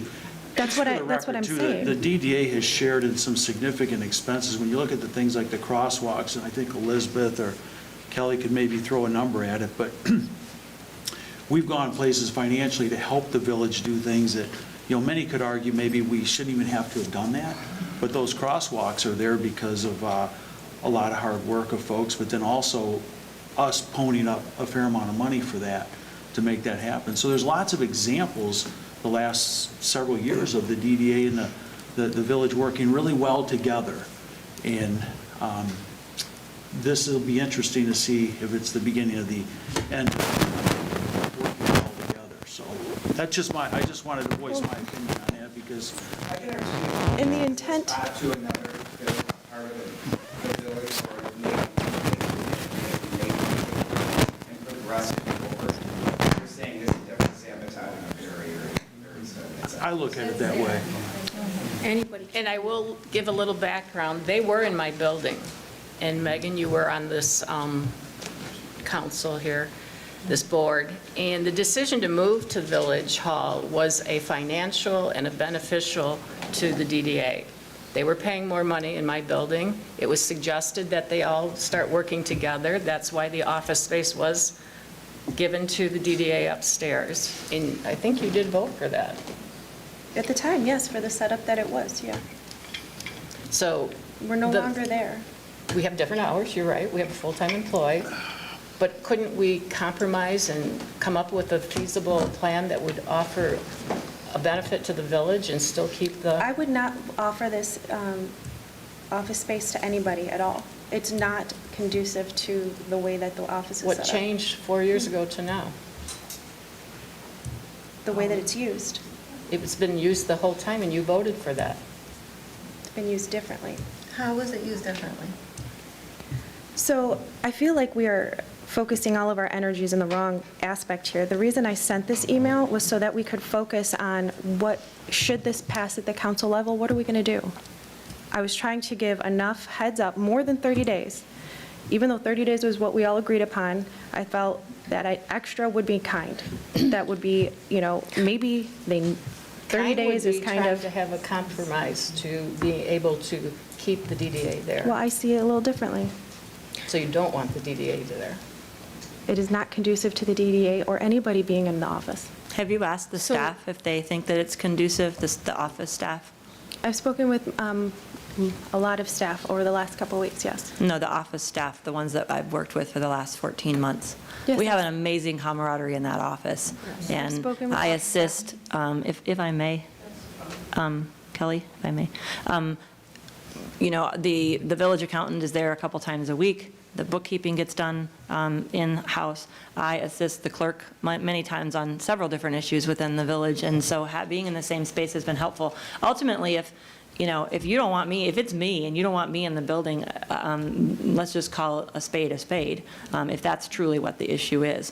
But what I want to do is give some historical context, and then it's up to you when Ruth talks. But if you guys look back to the budget that you guys approved for the July 1st budget, which Village Council also approved, the line item under 720.010 on the line item budget was to increase the office rent budget item from $600 to $1,200.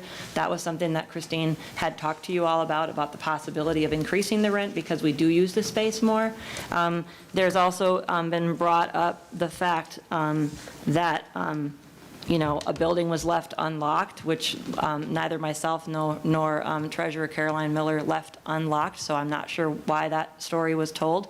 But the building was definitely not ever insecure. There was no police report. There was never a phone call until 3.5 days later saying, hey, you guys left the building unlocked after the last event committee meeting in the evening.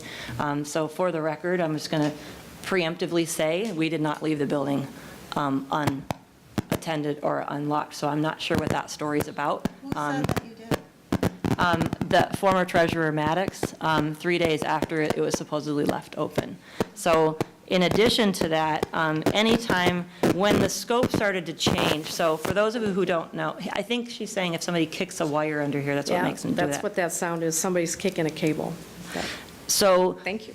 October 4th, 21 was my first day in the village offices. I met Lisa Hall, is a former director.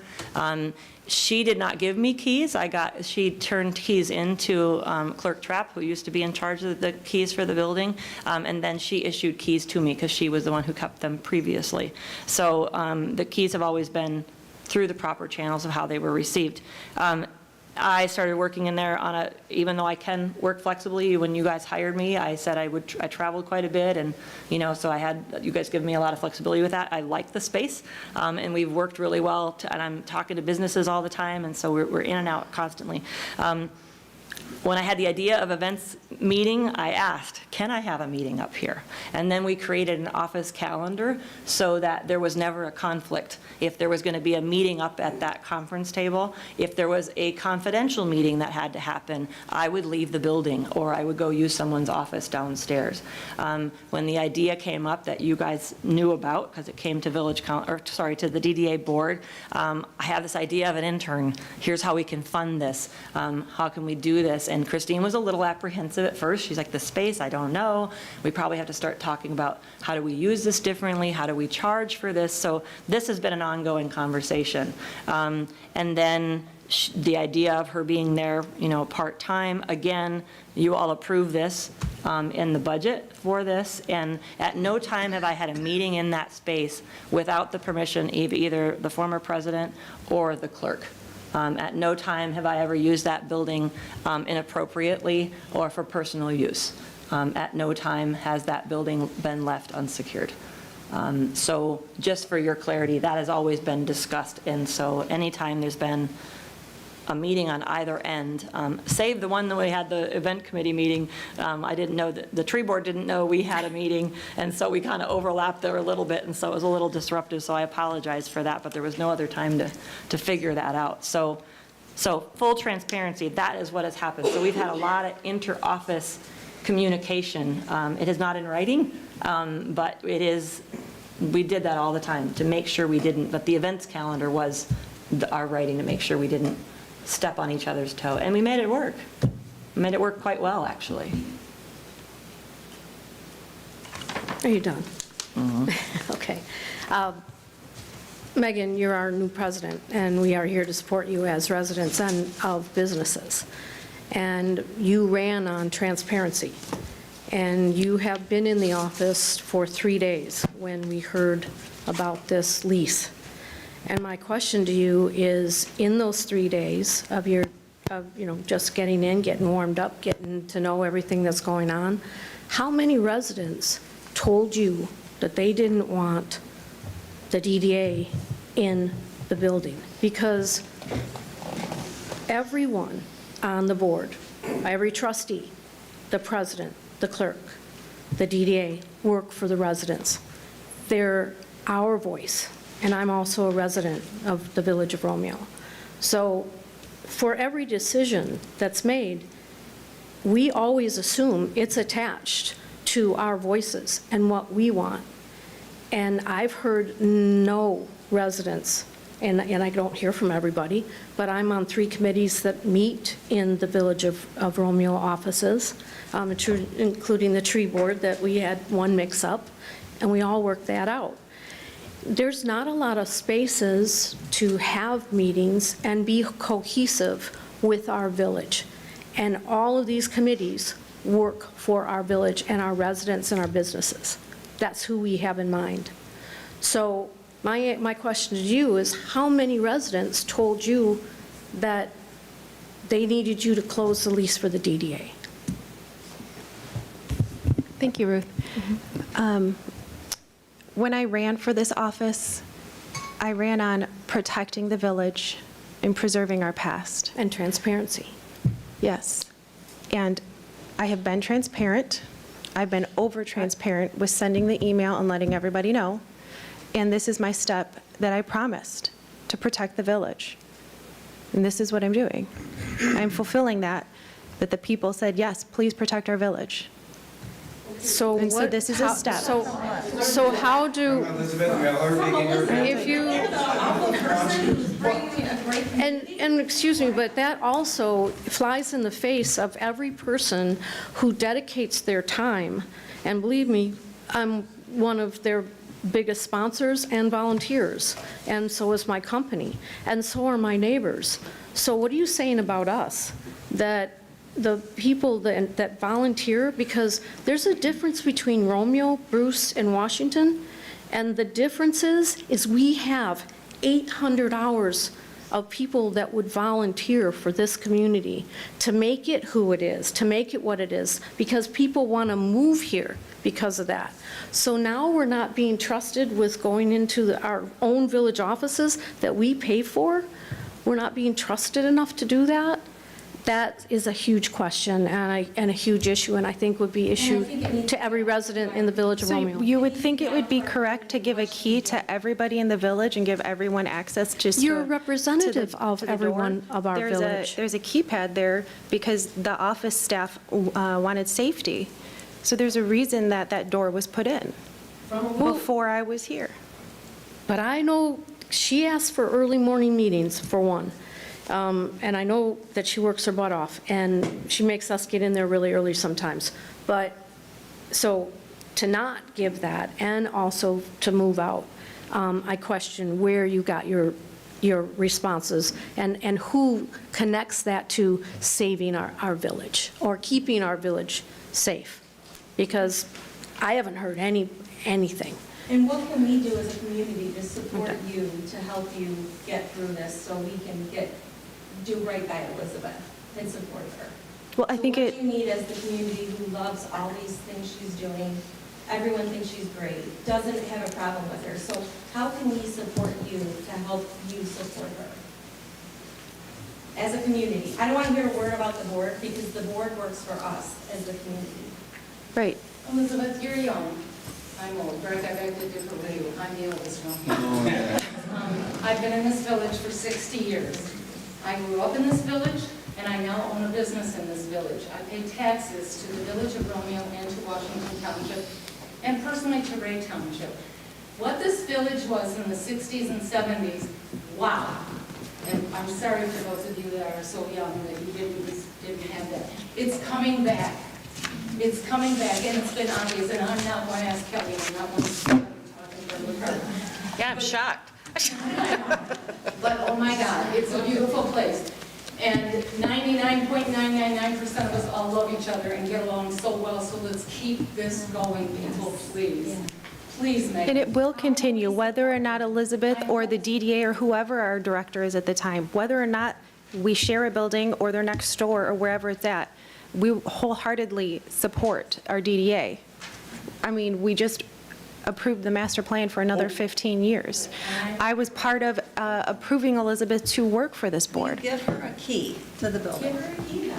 Support us. Wholeheartedly means that you would wholeheartedly support her. How big of a space are we talking that you're in? I mean, I need to know. Is this Yeah. just an office, or? So it's the upstairs, it's not that, it's sort of, think of like an open office space. I have a cubicle space, and then I have a desk that actually Jason picked up and donated and brought up, and so that's what Madison works out of part-time. We use the conference table, so I guess probably, I don't know, 5 by 10, plus a closet. Okay, so when do you have to be out? Like, can we all help you move? I have an office. You can use it for free. I'll give you a key. I'll give you a key. Okay? Can we move you out tomorrow? Okay, what time No. can we do? I'm asking a question. I think everybody properly feels. There's enough of us right here that'll help I think the you. community You would won't raise have a enough. problem finding space, but I think all the people in this room would like to know why she cannot have. Well, she's not gonna give her. What is? Well, but let's be clear too, you know, her doing her job in the village office, for the reasons she outlined, there's a lot of continuity there. The accounting people are there, come to the village office. It just makes sense if you want to start a business, do a build out, meet with the building inspector, meet with Cindy Wilson, you know, these folks, they're there. That's where the DDA needs to be. And it makes a ton of sense to keep the continuity. We will support you. Justin? How is it handled in other municipalities? A lot of them are commingled. Like Rochester and Lake Orion, you guys always refer to them. Are they Lake Orion in the same municipality? Lake or Orion in the same is. building, or Yes. they rent their own space? No, Lake Orion is in the municipalities, as well as Oxford, too. Would you like? I'm not sure about Rochester. As a board decision, it was a dictator move. Yeah, you shove, change the locks, it's horrible. You don't live in that type of environment. Megan, will you give her a key or not? Not at this time, no. What, can you say why? You will not give her a key? I think she already said she's protecting the village interest. So this is not going to go any further in discussion until Megan takes it to her board on December the 19th. So if you all have an interest in supporting the DDA, I'd suggest showing up at the board meeting. Next up, board member comments. Carl? No, I just want to thank Ryan and Andrew for helping as they always do, and Nick Chyka helped putting up the Christmas lights, so thanks Yeah. again to them. Nice job. Thank you. Do we have extra lights that were left over, I have Carl? them in my car for you. Okay, how many, are there kits? Because there were 4 businesses I'll that, tell you after. okay. I got it. Okay, I thought you said you wanted to talk about it tonight. Yeah, I just meant I'd give it to you. I just meant I'd give it to you in the parking lot. I have all of them made up for you to take. Okay, understood. Okay, just because I didn't mean lights to on, discuss it at the meeting. I just meant I would just see you tonight to give them to you. got it. Okay, I just don't understand how lights got up on buildings that, yeah, so Christmas lights are on buildings that weren't part of the, and that's not an agenda item, so I'm not sure what to You do and with that. Carl can discuss Okay. that. Okay. John? I'm all set. You all set? Megan? Just thank you to Carl and everybody that helped. It looks great. Thanks.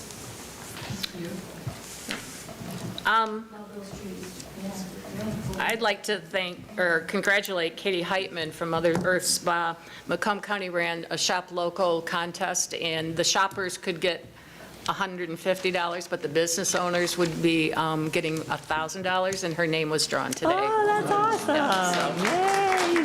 Congratulations to Katie on that. It's her birthday today. It's a great birthday present.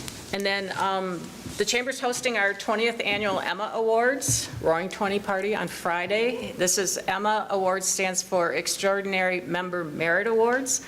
And in 20 years, we've highlighted a lot of good people in this community. Yes. Nothing.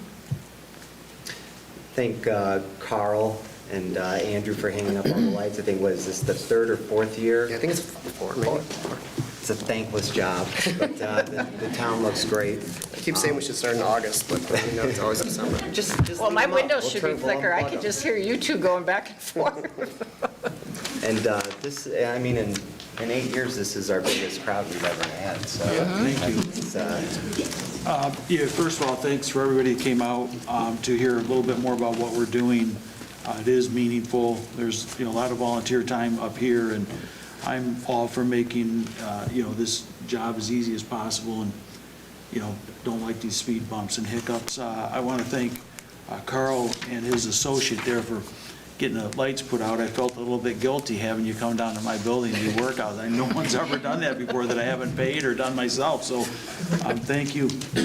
I do have a question. I mean, I was perplexed. There's a couple on 32 Mile Road that got put up there. I don't recall that was part of our discussion. If, was that done by the DDA, or? Yeah, I did is it. We talked about when we discussed it in August, Megan said she'd like them on her building.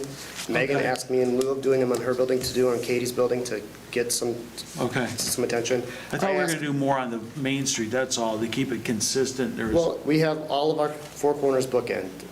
Marty decorated her building, and River of God bookend that end of the CBD. okay. The Masonic Temple is booked in the chambers at that end. We did Old World Nouveau at that end, so that completed the four corners of our CBD. Maybe next year, the board can review and maybe approve something that's actually set up and, clearly laid out, and that would be helpful Looks to great. avoid any confusion. Yeah, no, it's fantastic. Did you do all the lights on Rankowski? Up and down? No, they hire all that. Those fancy ones they hire done. But they match. I know. So I guess I'm looking for a little direction from this board, because you did approve a certain lights to go up on certain buildings, and then they were just put up on Megan's personal building and the building next to it. So people need to know that, because businesses were asking. There was no approval. You sent me a list of buildings. There was, actually, I And I have. did mention it when we were talking about We it. did. I literally said Katie. So I'm not trying to cause a stir, it's just that it's caused a hardship with me communicating with businesses when they're like, nobody's contacted me, am I still getting the lights? So it's just, it's confusing. So I guess I mean, if I take direction from the board and then it's done differently, I just need to know who's in charge of that. Is it me or is it When board? did we approve that? Because I thought the number actually Yeah. changed too at some point. In November, I'd have to look at, but, I mean, maps were provided, all of it, so I can look, I didn't bring that tonight. You did so. email it out. I do not believe it was approved, the actual buildings. I mean, I started it with those 9 or 11 buildings that I did to start with, just from this board. And then you wanted to grow it, and I said at the time, because you said 10, I said, I think I could do 4 more with my schedule. You cut it to 7, and if you look at our text messages, it says right in there, I'm glad that everyone's interested. I will do as many as I can. And then there's 5 new ones this year. And the only people that reached out to me after that email was the Old World Nouveau and Tech City. So I guess I would just ask for the courtesy of having the communication so that I can tell the businesses I found them on those other 2 buildings at night when I was on a run. I was just surprised they were there when they were, slated to be somewhere else. So it would just be as your director, if I'm doing the work, but then the board goes and does something different, or board member, it's just, it's confusing for me as your director, so that would be very helpful. And I know that it's been a volunteer board for, a long time, and so we're still going through growing pains, or I am. I'll speak to my own. No, we are too, because it's, it's the busiest we've ever been as a DDA board. So for maybe sure. next year we put it more clearly to a vote to this board. Okay? Okay, I'll make sure to do that. All right. Can I get a motion to adjourn? I'm sorry. There's other information in your board packet that was brought just regarding the, if I may, the sidewalk treatment in front of the Masonic Temple is slated to happen tomorrow, so I just got that communication since we've co-funded this project. It was brought to you tonight. It was also emailed to you. So just so you know, it's there. It's the epoxy coating, a non-slip coating that's supposed to be, that was discussed, and it was actually some of the masons, it was their idea when we had that meeting on, so I have the date somewhere. I think I skipped over it in my director's report, but I know we had it. And so that is there for you to just for review. I'm not asking for any board action.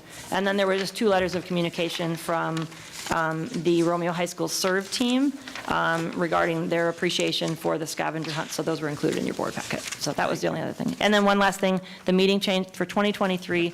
Romeo DDA board meetings will be at the same time as every other board meeting in the village, which is 7 p.m. So just so you know, this was the last night for it to be at 6 o'clock. Is that why you thought we were starting at 7, Grace? Did you think we were starting at 7 tonight? No. Oh, okay. All right. I'll make a motion to adjourn. Second. All in favor? Aye. Thank you, everybody.